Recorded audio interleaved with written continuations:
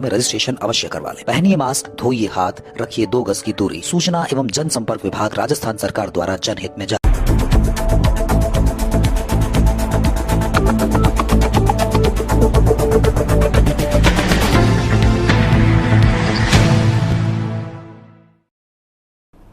नमस्कार, आप देख रहे हैं हमारा राजस्थान बुलेटिन और मैं हूं आपके साथ शिवांगी पारिक। तो चलिए खबरों पर जाने से पहले नजर डाल लेते हैं बुलेटिन से जुड़ी अहम सुर्खियों पर। सहकारिता विभाग में भरे जाएंगे खाली पद, कल होगी ऑनलाइन परीक्षा।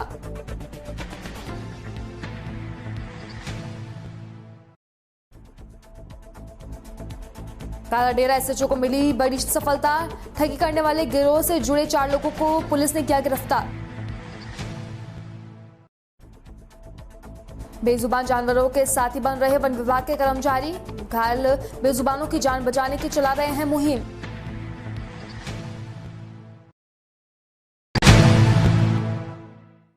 और अब खबरें विस्तार से। सहकारिता विभाग से सालों से खाली पदों को भरा जाएगा। राजस्थान सरकार भर्ती बोर्ड के माध्यम से सहकारी उपभोक्ता होलसेल भंडारों को और क्रय विक्रय सहकारी समितियों की नई भर्तियां की जाएगी। विभाग द्वारा 385 पदों पर भर्ती के लिए कल ऑनलाइन परीक्षा आयोजित की जाएगी। मंत्री आंजना ने बताया कि परीक्षा में सभी प्रश्न बहुविकल्पीय होंगे। प्रश्न पत्र हिंदी, अंग्रेजी भाषा में उपलब्ध होगा और प्रश्नों की संख्या 100 होगी। प्रश्न पत्र में अंकित क्षमता की 40 प्रश्न, राजस्थान का सामान्य ज्ञान के 40 प्रश्न और राजस्थान सहकारी सोसाइटी अधिनियम 2001 और राजस्थान सहकारी सोसाइटी नियम 2003, राजस्थान में सहकारी संरचना के 20 प्रश्न होंगे। जतारण उपखंड क्षेत्र के धनेरिया गांव में इस बार वर्षा नहीं होने से ग्रामीणों को चिंता सताने लगी है। एक तरफ तो कोरोना की मार झेलनी पड़ रही है, तो वहीं दूसरी ओर इन दिनों वर्षा नहीं होने से सफल बुवाई को लेकर ग्रामीणों की चिंताएं और अधिक बढ़ गई है। किसानों ने इंद्रदेव को रिझाने के लिए गाँव के तालाब में शुक्रवार को वर्षा यज्ञ करने का निर्णय लिया है। किसानों ने इंद्रदेव को रिझाने के लिए गाँव के तालाब में शुक्रवार को वर्षा यज्ञ करने का निर्णय लिया। इस पर ग्रामीणों ने वर्षा यज्ञ और हवन कर अच्छी बारिश की कामना की। इस वर्ष वर्षा काल शुरू हो जाने के बावजूद भी धनेरिया गांव में वर्षा नहीं होने से ग्रामीणों व किसानों की चिंता सताने लगी है। ऐसे में ग्रामीणों ने धार्मिक मान्यता के अनुसार गांवाई तालाब में सामूहिक वर्षा हवन कर विभिन्न आहुतियां देकर इंद्र से अच्छी वर्षा करने की कामना की है। गांव के सरपंच पुखराज राजपुरोहित ने बताया कि ग्रामीणों ने सामूहिक निर्णय के अनुसार एक विशेष मुहूर्त में पंडितों द्वारा गांवाई तालाब परिसर के अंदर सामूहिक वर्षा यज्ञ का आयोजन किया जा रहा है, जिसमें आहुतियों के साथ साथ प्रार्थना, स्तुति एवं अच्छी वर्षा की कामना की गई है, जिससे इंद्रदेव की मेहरबानी से अच्छी वर्षा हो और खेतों में फसलें व पैदावार ली जा सके। जयपुर जिले के कालाडेरा थाना पुलिस ने बड़ी कार्रवाई को अंजाम देते हुए विदेशी महिलाओं के नाम से फर्जी फेसबुक आईडी बनाकर लोगों के साथ ठगी करने वाले गिरोह से जुड़े 4 लोगों को पुलिस ने गिरफ्तार किया है। 4 आरोपियों को दिल्ली, उत्तर प्रदेश और हरियाणा से गिरफ्तार किया गया है। पकड़े गए आरोपी फर्जी दस्तावेजों के आधार पर सिम को एक्टिवेट करने के बाद में विदेशी महिलाओं की तस्वीरों के साथ में फर्जी फेसबुक आईडी बनाकर लोगों को फ्रेंड रिक्वेस्ट भेजते थे। विदेशी महिलाओं से दोस्ती के नाम पर भोले भाले लोगों को अपने जाल में फंसाकर उनके साथ में ठगी की वारदात को अंजाम देते थे। यह गिरोह लंबे समय से इस तरीके की वारदात को अंजाम दे रहा था। प्रदेश में कई लोगों को यह गिरोह अपने जाल में फंसा चुका है। फिलहाल पुलिस ने आरोपी सद्दाम खान, प्रभात सिंह, संदीप पाटिल, रिजवान अंसारी को गिरफ्तार कर लिया है। पकड़े गए 4 आरोपियों से पूछताछ करने में पुलिस जुट गई है और इस गिरोह से जुड़े अन्य सदस्यों की भी पुलिस को तलाश है। मनीष जाट निवासी साहिब रामपुरा थाना कालाडेरा ने इस तगासे के जरिए मुकदमा करवाया था कि उसके पास किसी रोज डोंगल नाम की युवती के नाम से एक मैसेज आया और उसे फ्रेंडशिप करने के लिए कहा। तो उसने फिर उस युवती से बातचीत शुरू कर दी और उसके बाद एक दिन उसके पास फ़ोन आया कि आपकी जो ये है फ्रेंड है, ये है इंग्लैंड से आपसे मिलने के लिए दिल्ली आई है और इसको कस्टम क्लियरेंस करवानी है क्योंकि आपके लिए कुछ गिफ्ट्स लेकर आई है, तो आपको इस पर कुछ इसके लिए पैसे जमा करवाने पड़ेंगे। तो इस व्यक्ति ने अलग अलग किस्तों में उसके बैंक अकाउंट में 1,35,000 रुपये जमा करवा दिए और उसके बाद इसने जब उन पैसों की डिमांड की, इसे शक हुआ तो यह जो नंबर था जिससे को फ़ोन आया था वो नंबर बंद हो गया। तो इस संबंध में हमारे श्रीमान पुलिस अधीक्षक महोदय ने पूरे सर्किल की एक टीम का गठन किया गया था, जिसमें हमारे तीनों थानों के जो हमारे पुलिसकर्मी हैं, हमारे head constable Sohan Singh, constable Harish और कांस्टेबल राजेंद्र एवं अन्य शामिल थे।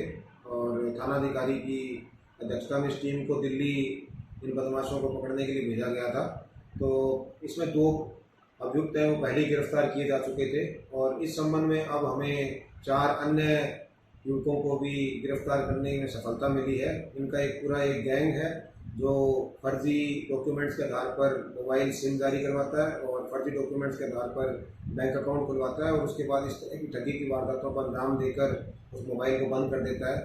तो हम इनके पीछे कई दिनों से लगे हुए थे और हमें 4 और ये जो व्यक्ति हैं इनको पकड़ने में सफलता मिली है।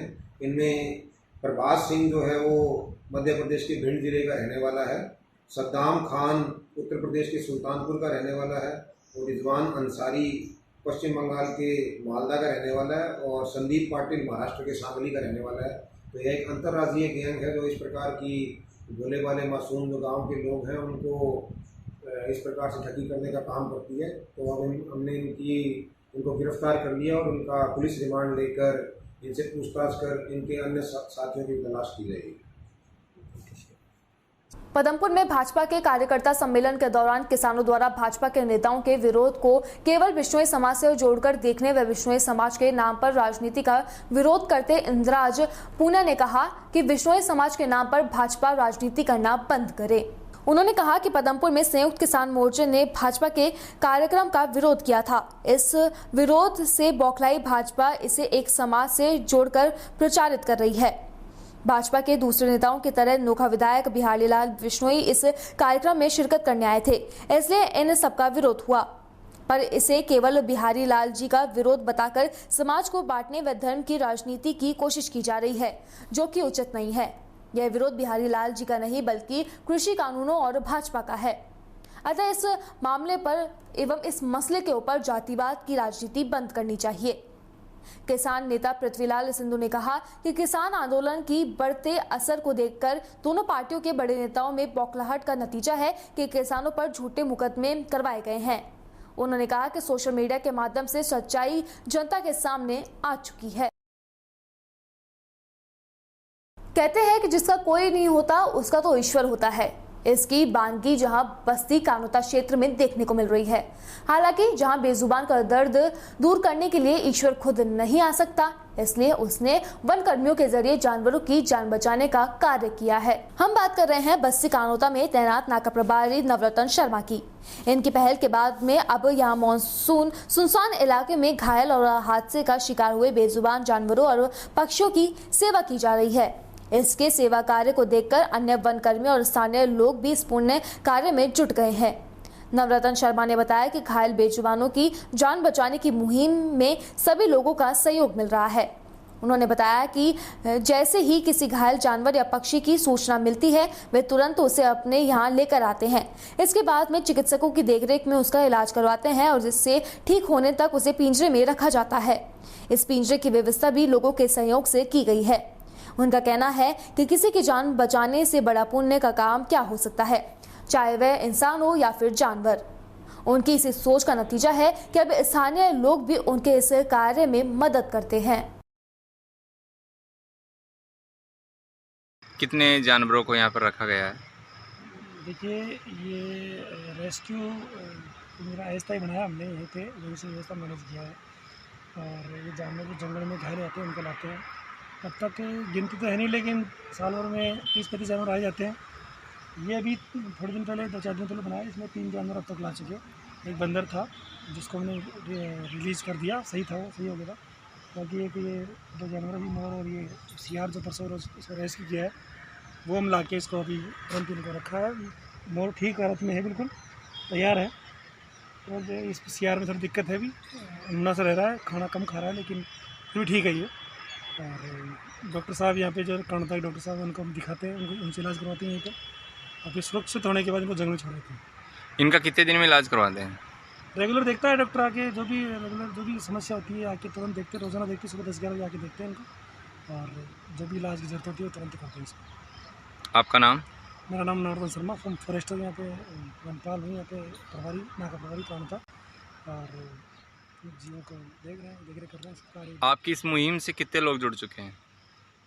इस मुहिम से स्पेशल कुछ तो नहीं, लेकिन जो भी आदमी को पता लगता है या जिसको भी ये पता चलता है ऐसा हर चीज़ कर रहे हैं तो तुरंत ही लोग सहयोग करते हैं। घाटा गाँव में भी लोग बहुत, जब हम गए तो लोगों ने बहुत सहयोग किया।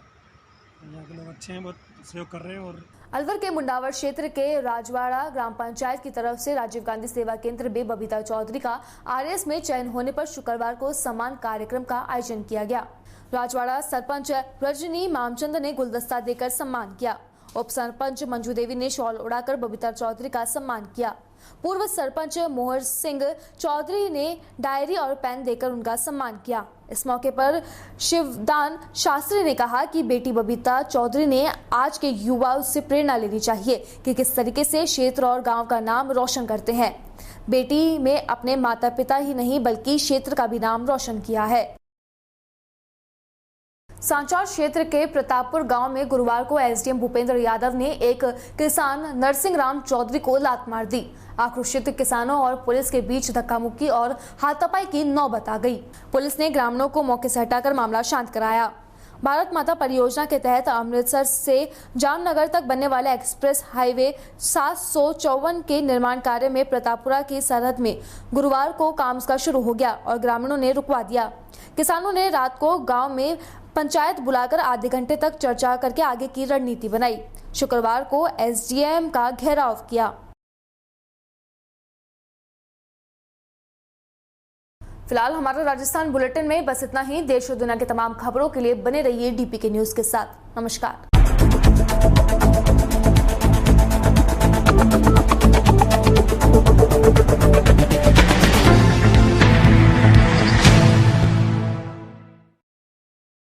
कुबेर मार्ट,